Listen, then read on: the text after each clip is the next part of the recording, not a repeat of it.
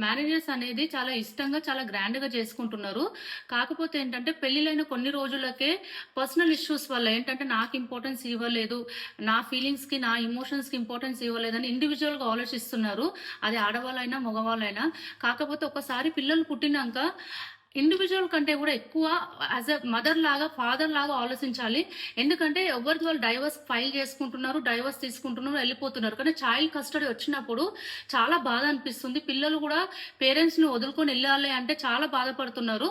కాబట్టి మనం as a ఇండివిడ్యువల్‌గా మన నెసెసిటీ నాది అని ఆలోచించకుండా పిల్లల కోసం ఆలోచించాలి. ఎందుకంటే సొసైటీలో పిల్లలు ఆరోగ్యంగా, హెల్తీగా పెరగాలంటే తల్లిదండ్రులు ఇద్దరు అవసరం వాళ్ళకి. ఎందుకంటే వేరే వాళ్ళని చూసుకున్నప్పుడు, సొసైటీలో చూసుకున్నప్పుడు వాళ్ళు పిల్లలు తల్లిదండ్రులతోటి అన్నీ చెప్పుకోలేరు.